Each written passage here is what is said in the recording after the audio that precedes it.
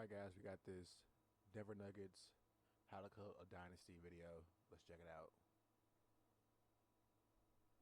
It's 2023 and the Denver Nuggets are the best team in basketball.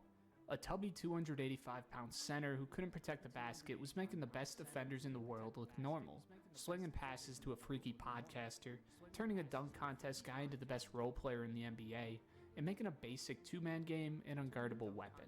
Denver saw the anomaly sitting in front of them and executed around it to perfection. Shooters and cutters everywhere. A pack of wolves on the perimeter making up for their lack of rim protection. They built the perfect basketball machine to piss success for the next decade. But it had a shelf life, and the clock was already ticking before they even popped the champagne. But before any of that, nobody believed it was possible. Now don't get fooled. The narrative around Nikola Jokic was completely different prior to 2023.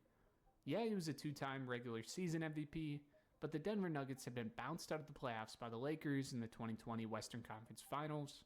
Then they were swept by the Phoenix Suns in the 2021 playoffs.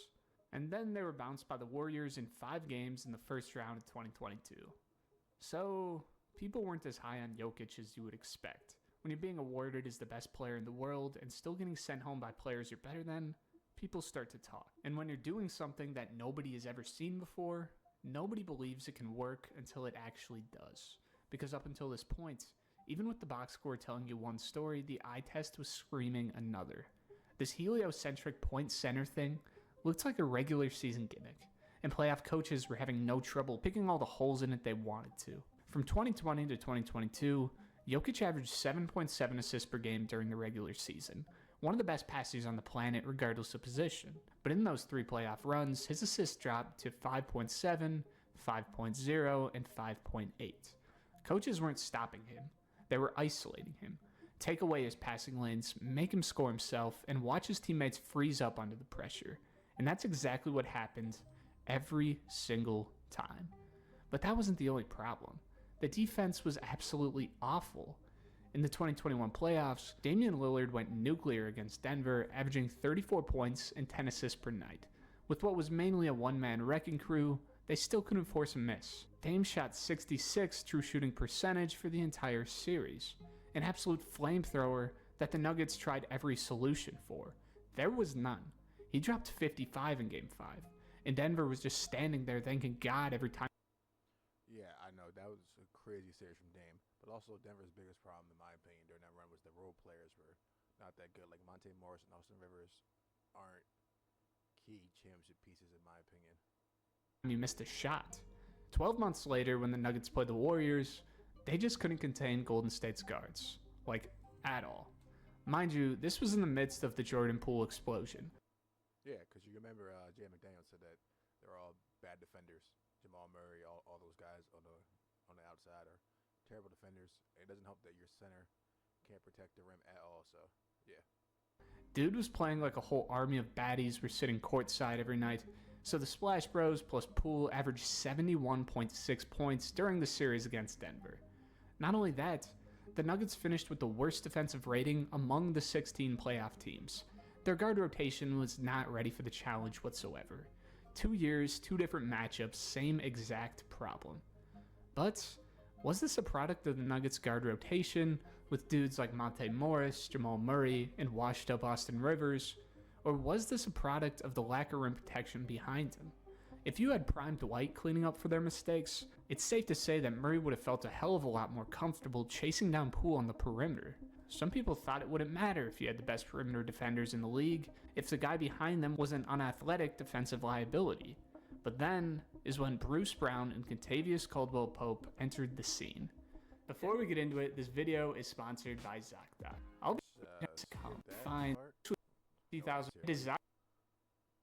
And Aaron Gordon was sent to Denver in 2021. This group had really been together for years. They had developed chemistry, but they still leaked some things you really need to win the championship. Yeah, Aaron Gordon in the dunker spot really changed the outlook of Denver basketball forever. That's why KCP arrived in Denver just a few weeks after the team got bounced from the playoffs. KCP had won a championship in the bubble with the Lakers. He was Mr. 3-and-D to the highest degree. On July 6th, he was traded from the Wizards to the Nuggets alongside Ish Smith, in exchange for Will Barton and Monte Morris.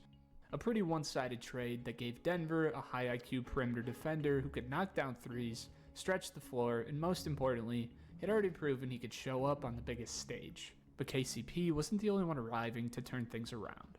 Bruce Brown had been a part of that infamous Nets super team, Kyrie, KD, and Harden, and had actually been one of the most impactful pieces in the backcourt, while their superstars were too busy worrying about injuries, documentaries, and vaccines. One day after pulling the trigger on the KCP trade, Denver used the remaining cap space to sign Brown to a 1+1 year contract with a player option. Everyone knew Brown wasn't a shooter. He's a career 32% from 3 guy on barely 1.5 attempts per game. But the Nuggets' offense was never totally about shooting.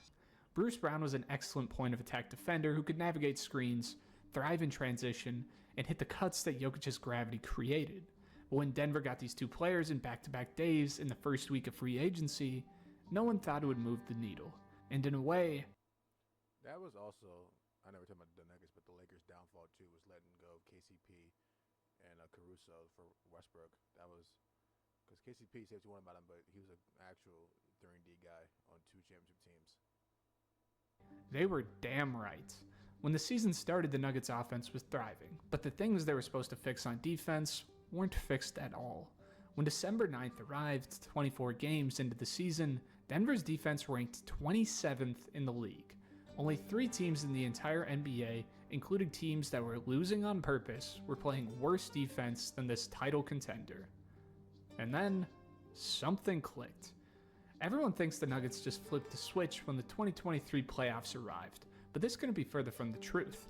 The reality is that after those 24 disastrous regular season games, the Nuggets roster found their footing. During the 58 final games of the regular season, Denver ranked as the 7th best defense in the NBA, in a jump that honestly nobody was expecting.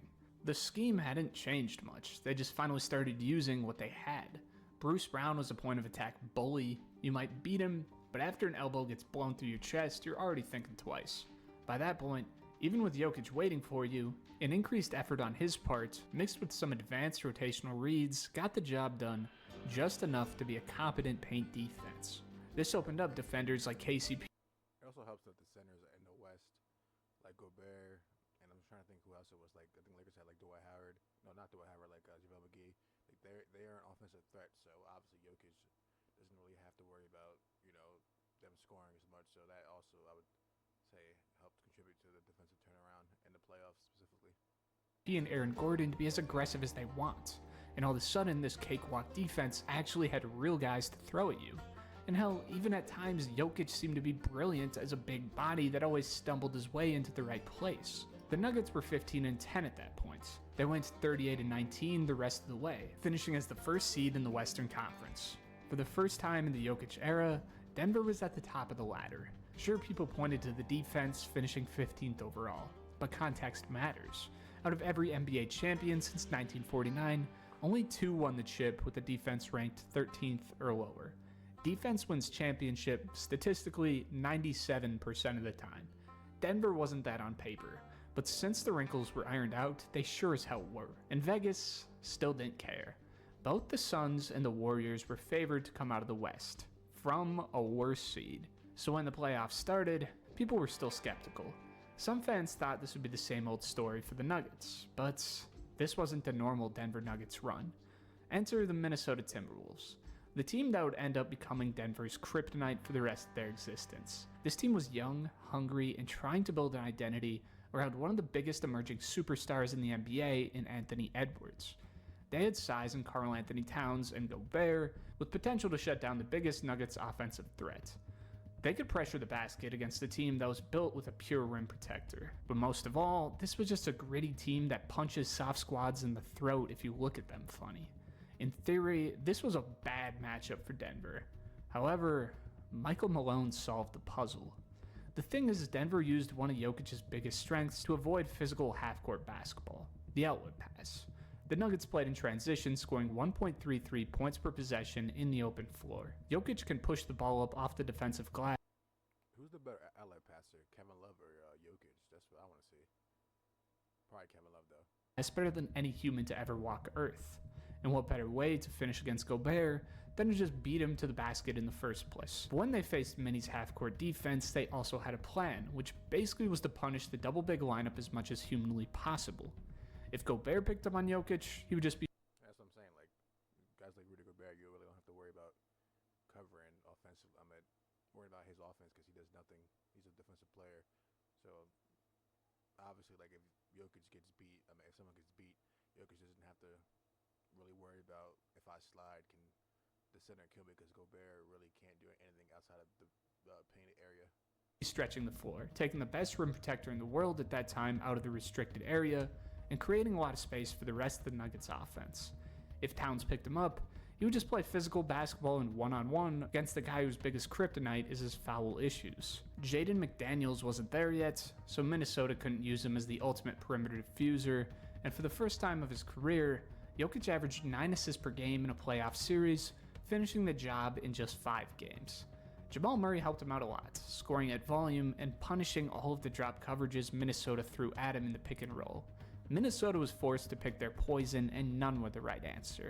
It's crazy just how much better the Timberwolves players have gotten, like, since this series. Like Jay McDaniels, even, like, I know he's not on the team no more, but Nikhil Alexander-Walker, like, those guys, like, how much they improved compared to Denver, who seemed to, Christian Braun and those guys seemed to, like, not develop as well. Then came the Phoenix Suns. This was when KD actually looked like a major difference maker. They had made the finals 2 years ago, and now they had added one of the best scorers of all time on the wing. But the most dangerous part about them was that Devin Booker was playing the best basketball of his whole damn life. Denver started the series 2-0, winning at home. But this dude Book woke up and dropped 83 points over the next 2 games, shooting 79% from the field. He wasn't missing. It's just a shame that Booker's been stuck in Phoenix his entire life, because that guy is probably one of the better scorers that we've ever seen. And besides Jokic dropping 53 and 11, Denver fell in Phoenix in games 3 and 4. This was officially a war. KCP and Bruce Brown were irrelevant. It looked like nothing you could do could slow down Booker. The same old doubts started creeping back in. But Chris Paul, still a perfect fit for running that offense, got injured at the worst time How am I not surprised that Chris Paul got hurt in the playoffs again? Tale's oldest time possible, and Phoenix would end up paying for it. Denver won the next 2 games to close out the series because of 2 reasons. First, DeAndre Ayton couldn't contain Jokic at any point in the series, in which he averaged a triple-double for the first time in his career. And 2, Jamal Murray was unstoppable after CP went down. And now, Denver would face the surprising LA Lakers in the conference finals. This Lakers team didn't really have to be there. Rob Pelinka made a few, at the time, good deals, bringing in D'Angelo Russell, Malik Beasley, and Jared Vanderbilt. And this team was actually dangerous during the second half of the season. However, Denver just destroyed them. They couldn't find an answer for Jokic at any point of this series, because Jokic dropped 34, 21, and 14 in the Game 1 win, having one of the best statistical games in basketball history. Darvin Ham actually took the hands out of his pockets and adjusted, putting Rui Hachimura on Jokic, while AD was ready for the help defense. The thing is that none of it worked this time. Rui fried. Anthony Davis probably wished he was still in street clothes. He got mauled and his sidekick chewed up the rest of the scraps. I don't know what Jamal Murray had against the Lakers, but this man was destroying them already in 2023. He averaged 33, 6, and 5 over the series, making threes at a 41% clip. Denver also haunted D'Lo on defense, forcing the switch to attack him at every opportunity, and KCP and Bruce Brown really looked like lockdown defenders that were making a major difference out there. The Lakers just couldn't stop the elite 2-man game Denver was running, with all that entails, and the series was a total domination. 4-0. For the first time in franchise history, Denver had made it to the NBA Finals. And on the other side of the nation, a surprising team had risen to the throne. Enter the Miami Heat, the underdog that somehow ends up here time and time again. The team that turns basketball into a puzzle behind the ideas of one of the most brilliant coaches in NBA history. Jimmy Butler and company not only came with the confidence of having beaten the best teams in the Eastern Conference, but they also had finals experience. Jimmy Butler was on a heater unlike anything else in his fucking life. These guys walled up, took down the 1-seeded Bucks and Giannis Antetokounmpo. I'm not gonna lie, I think this Miami Heat team might be the greatest 8 seed we've ever seen. Denver series ends if Jimmy doesn't get hurt against the Knicks. Bow in 5 games. Jimmy was dropping 50 on Drew Holiday, and they took down the Celtics in 7 to punch their ticket to the show. However, the Nuggets offense was still way too much for them. This series ended in just 5 games as Jamal and Jokic combined for 17.2 assists per game. The two-man game still had no answer, and even if the Nuggets didn't shoot well for 3 during the series, their defense made up for that times 10. Miami only made 41% of the field goals they attempted, and apart from Bam and Jimmy, no player stepped up in the way they did against the rest of the Eastern Conference. Gabe Vincent and Caleb Martin were put in jail by a defense that was way more physical than advertised, and that's where KCP, Bruce Brown, and Aaron Gordon took over. The most switchable defender that Malone had, Aaron Gordon, was an absolute menace night in and night out. These guys got locked up and never found their footing. The defense that nobody believed in all season showed up on the biggest stage when it mattered the most. And at that point, things were getting spooky. As soon as Denver won the first chip in franchise history in 2023, everyone looked at them as the best team in the world. Their offense passed every test you could put it through. Their schemes were simultaneously so simple and foolproof, yet a step ahead of what the league could match. A DHO or a pick and short roll were an atomic bomb for the best defenses in the NBA. And as soon as that happened, everyone started looking at 2 things. First, an answer for this team moving forward, and second, a way to implement those revolutionary traits of the Nuggets offense into their own. But the reality was even scarier. Side note, I can't believe Christian Braun got $125 million. That is crazy. Than that, because the offense was just half the problem. During the playoffs, Denver's defense ranked 3rd among the 16 teams in the playoffs. This team had shown that they could stop anyone on the half-court defense without a sign of regression that could jeopardize their future. This roster was so good that the only team that could stop the Nuggets was themselves. July 1st, 2023. The NBA is about to change forever, even if basketball fans don't know it yet. The new CBA has been agreed upon. Big changes to money, contracts, and trades would take place immediately. Every GM in the league would have to adapt, switching timelines and learning the game from scratch. One of them, of course, was the Denver Nuggets. Tim Connolly left Denver for the Minnesota Timberwolves in 2022. Now Kelvin Booth was in the position to keep his potential dynasty afloat. And while the new aprons played a role in what happened next, that's not the whole story. Because the mismanagement over the next few years buried this team before the banner could even be raised. Before the 2023 free agency started, Kelvin already knew this roster wasn't coming back whole, and the most obvious casualty was Bruce Brown. He had a player option for $6.5 million, turned it down, and the Pacers handed him $45 million over 2 years. You can't blame him. You can't exactly blame the Nuggets.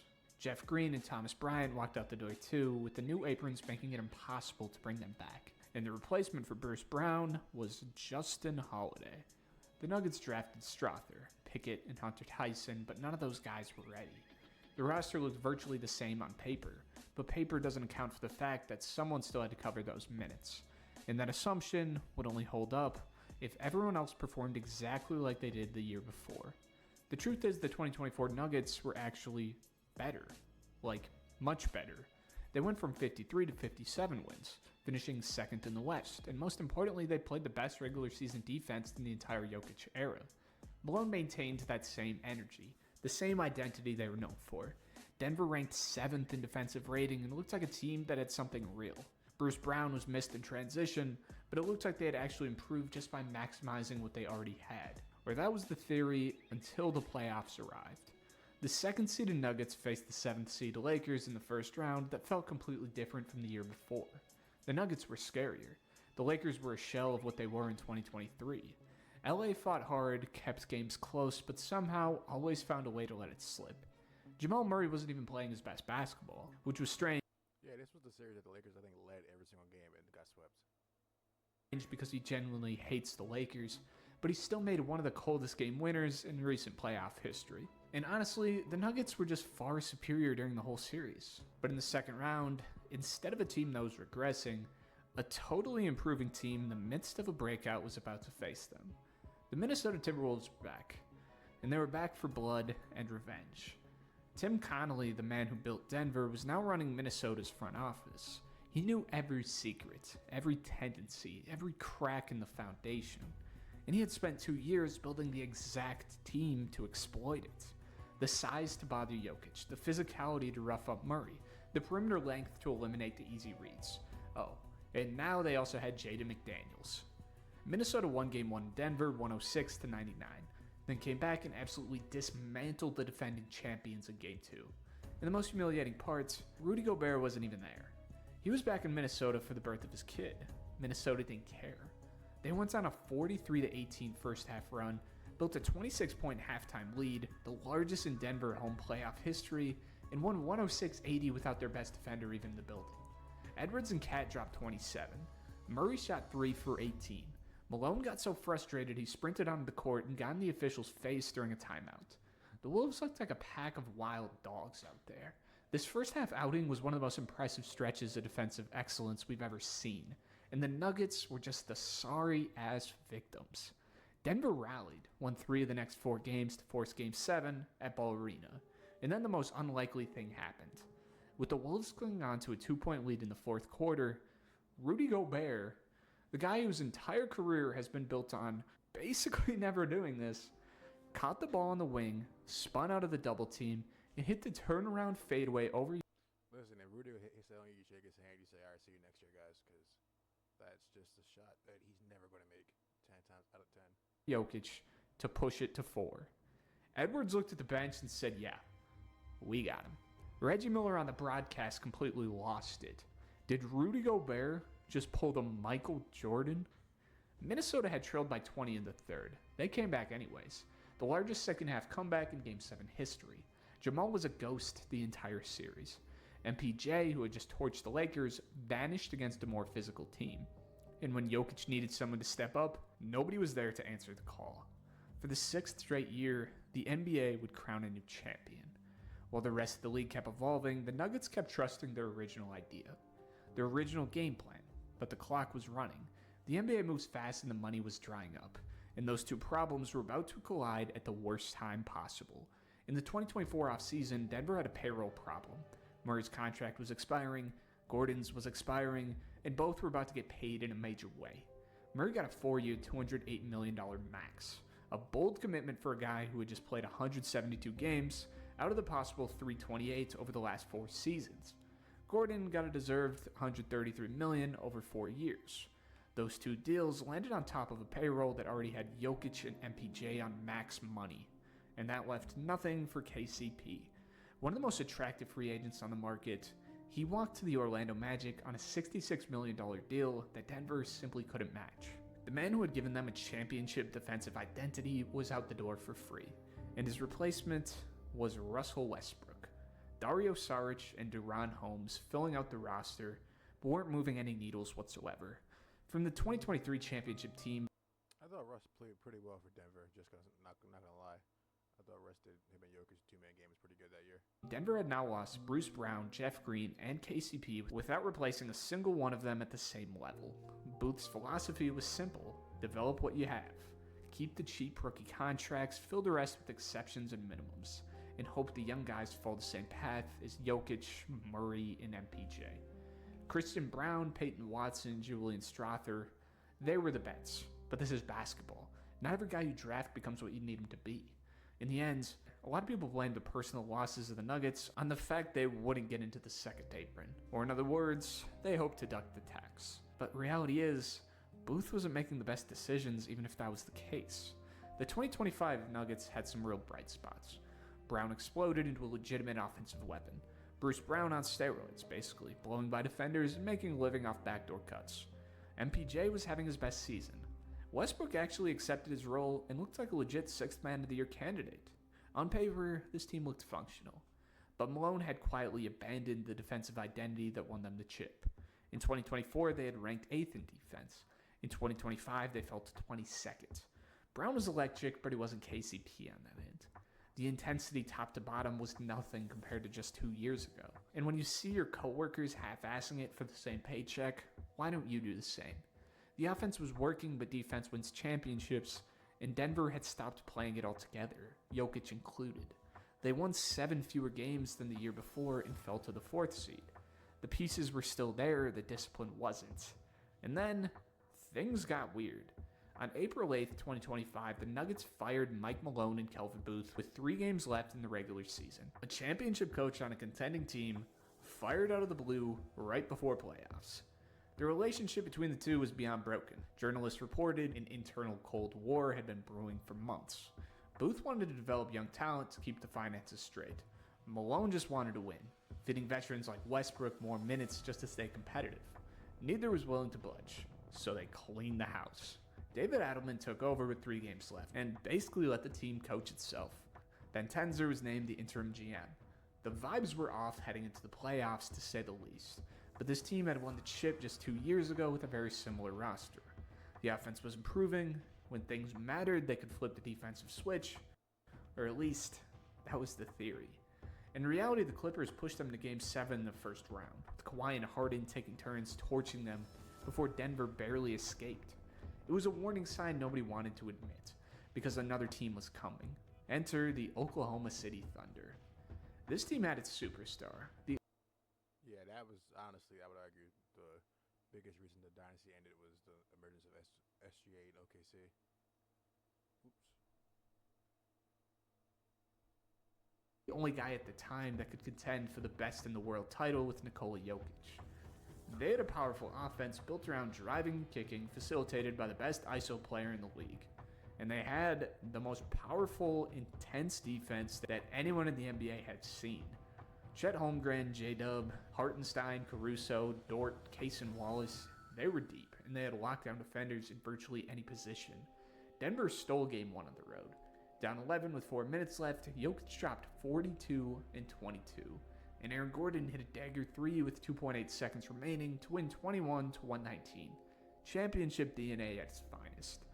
Against a team that felt like the new Titan in the West, Nikola Jokic seemed to be the only one on the planet with the firepower to match up with him. Then, OKC came out in Game 2 and set an NBA playoff record. 87 points in the first half. 149-106 final. SGA had 34 and 3/4, then sat the fuck down. Jokic looked at the bench and said basically it was one team playing tonight. Denver got humiliated on national TV. The series went back and forth like that the whole way. Denver won Game 3 in overtime with a one-armed MPJ dropping 21. OKC stole Game 4 in Denver with clutch plays down the stretch. OKC went up 3-2. Denver came back and won Game 6 by 12, with Murray playing sick, Strother losing a tooth on the court, and Gordon grabbing his hamstring in the fourth quarter and hobbling through the final minutes. And then came Game 7.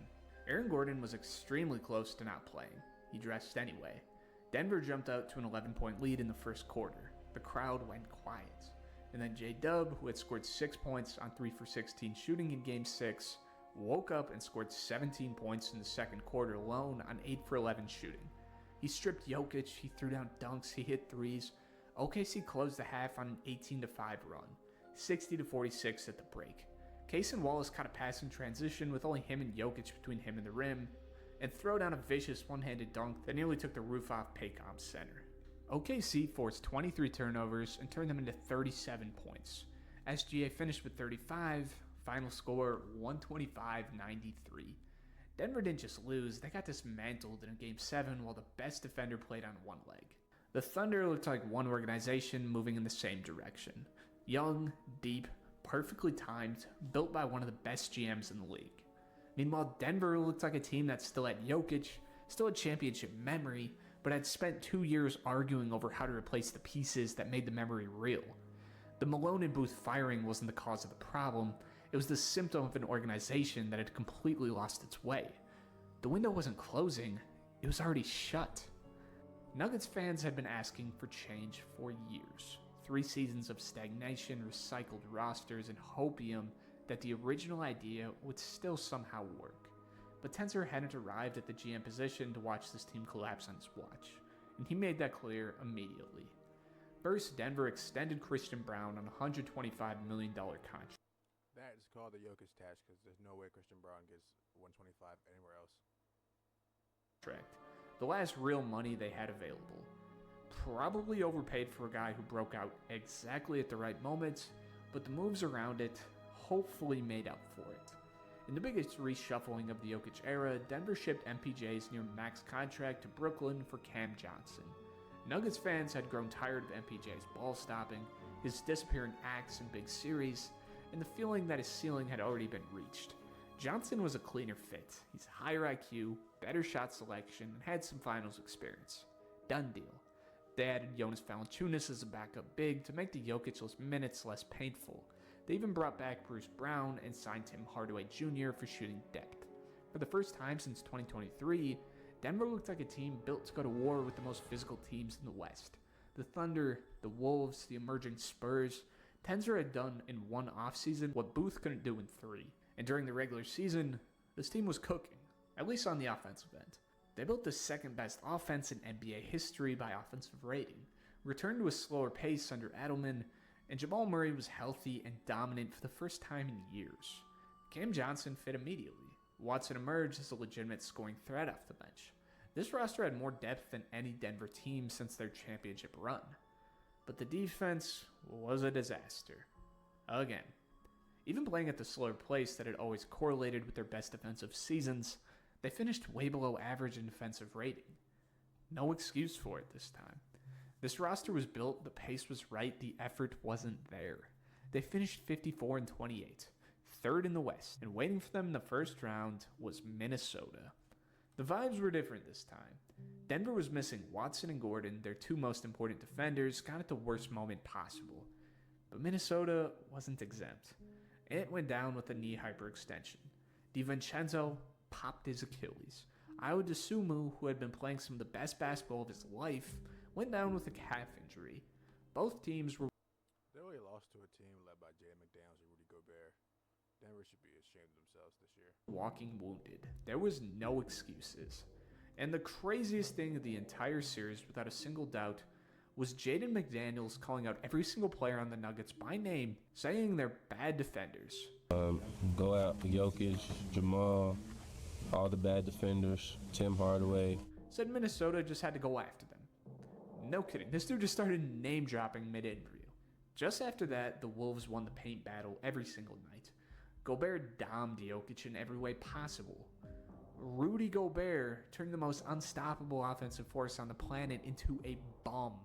In games 2 through 4, Jokic shot 34% from the field and 15% from 3. This guy's supposed to be having the highest offensive peak ever. Jokic's 2026 playoff choke job instantly became the biggest shit stain on his legacy to date, by far. Nobody picked up the slack. Murray shot 36% from the field and 26% from deep, locked up by Jaden McDaniels. Dude didn't even want to play. Cam Johnson couldn't find his rhythm. The bench got outplayed by a Timberwolves unit that was also missing half its rotation. The story wasn't that Minnesota stopped Jokic. They didn't. The story was that Minnesota turned Denver into a weak-linked team. In 2023, the Nuggets were the machine that found every matchup advantage. By 2026, the Wolves were the one hunting matchups, owning the paint, winning the bench minutes, and talking like Denver no longer scared them. Denver had become exactly the kind of team they were before they figured it all out. And that's how the dynasty fantasy really ends. When a team that was built to destroy you does it every single time you meet. The Denver Nuggets failed. They failed to build the dynasty they were supposed to be around one of the best players of his generation. A golden chance that you won't get again for 30 years if you're lucky, because this kind of talent only arrives once in a lifetime. They failed to replace the missing pieces. They failed to evolve when the NBA demanded it. They failed to maintain the defensive identity. Well, at least Denver fans can say that they got to watch their team win a championship in their lives, because I think that was their first ever in 2023. So, not everything's meant to be a dynasty. Identity that made them champions in the first place. Because when you have one of the best facilitators in the history of the game, everything looks simple. Every piece fits like a glove. Every shooter's hitting career highs. Role players are reviving their careers. Everything works until it doesn't. The Nuggets changed basketball. Jokic forced every team in the league to rethink what a center could be. Bigs who could never pass suddenly had to learn what the fucking nail cut was. The whole sport shifted because one tubby Serbian who got drafted during a Taco Bell commercial was out there dismantling $50 million defensive rosters like it was nothing. But changing the game and building a dynasty are two different things. The new CBA tightened the noose. The wrong contracts got signed, the wrong players walked out the door, and while every other team in the league was adapting to the new rules, Denver was standing still. convinced that what worked in 2023 would work forever. It didn't. The cap is eaten up, the draft capital's gone, the young teams are getting scarier every year, and the league left behind their golden boys. All right, that goes that video. Let me know what I should react to next.